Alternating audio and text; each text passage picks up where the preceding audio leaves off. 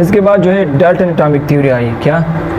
Dalton theory जो है John Dalton ने पेश की, और इस थ्योरी में उन्होंने कहा कि अकॉर्डिंग टू जॉन डाल्टन उन्होंने कहा कि एटम जो है, ये एटम ये सॉलिड स्फीयर है, सॉलिड स्फीयर,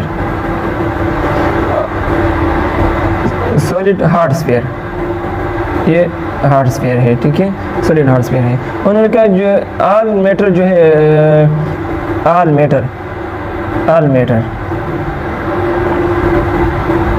ये made up of tiny particles, मतलब ये टीनी पार्टिकल्स से जो है बने हुए होते हैं, और उसको हम क्या कहते हैं? एटम कहते हैं। क्या कहते हैं? एटम। मतलब आज जो एटम, आज जो मैटर है, मैटर जो चीज़ वजन रखता है और जगह कह देते हैं, उसको मैटर कहते हैं। मतलब जो ऑल मैटर है वो टीनी पार्टिकल से बना हुआ होता है, और उसको हम एटम कहते हैं। जैसा कि हम एग्जांपल में लेते हैं, लाइक वॉल्स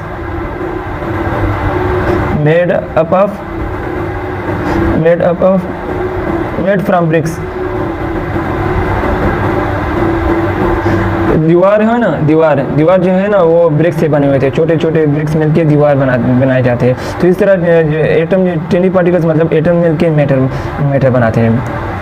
और इसके बाद जो है सेम एलिमेंट्स आर लाइक।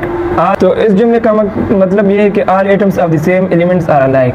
मतलब अगर हम इससे पहले मैं एग्जांपल देता हूँ, अगर हम गोल्ड रिंग लेते हैं और एक जो है silver ring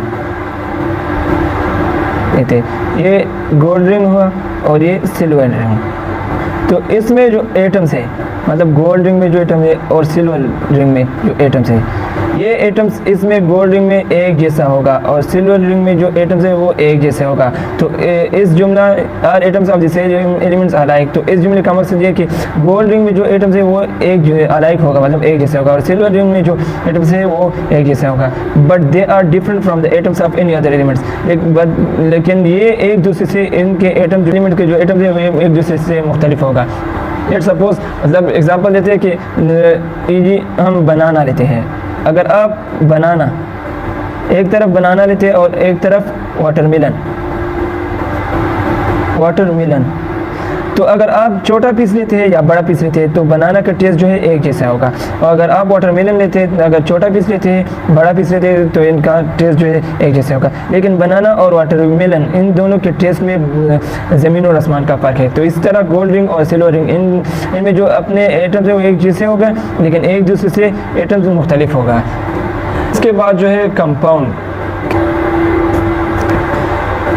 When atoms of different elements combine in a fixed proportional, they are formed compounds। मतलब जो एटम्स हैं, एटम और डिफरेंट एलिमेंट्स के जो एटम्स हैं वो कंबाइन होके जो है कंपाउंड बनाता है, ठीक है, कंपाउंड बनाता है। लेट सपोज अगर हम हाइड्रोजन के एटम्स लेते हैं और प्लस H2O के ऑक्सीजन के एटम्स लेते हैं, तो ये मिलके H2O बनाता है। मतलब दो हाइड्रोजन एटम्स और एक ऑक्सीजन मिलके H2O बनाता है। तो इसी तरह एटम्स मिलके जो है कंपाउंड बनाता है।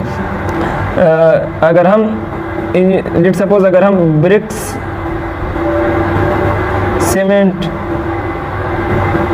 और मार्बल्स, मुख्तलिफ चीज़ें जिससे मतलब इमारतें वगैरह बनाती है, तो ये चीज़ें हम लेते हैं, तो इस सारे से जो है हम हाउसेस बनाते हैं, होटल्स बनाते हैं, मुख्तलिफ बिल्डिंग्स बनाते हैं। लेकिन एटम्स तो एक जैसे हैं, लेकिन हम मुख्तलिफ चीज़ों में इस्तेमाल करते हैं, मुख्तलिफ चीज़ें हम इससे बनाते हैं। तो इस जुमले का मतलब यह है कि chemical reaction involves in rearrangement of atom, not a change in the atoms. मतलब एटम्स के जो शेप्स है उनमें चेंज नहीं आता, लेकिन ये जो है केमिकल रिएक्शन इसमें इन्वॉल्व होते हैं, तो ये एटम्स रीअरेंज करते हैं। मतलब इससे हम मुख्तलिफ चीज़ें बनाते हैं, होटल्स, बिल्डिंग्स वगैरह। तो आज की इस वीडियोज़ में हमने ये पढ़ा कंपाउंड्स, डाल्टन एटॉमिक थ्योरी। तक दे इजाज़त, अल्लाह हाफ़िज़।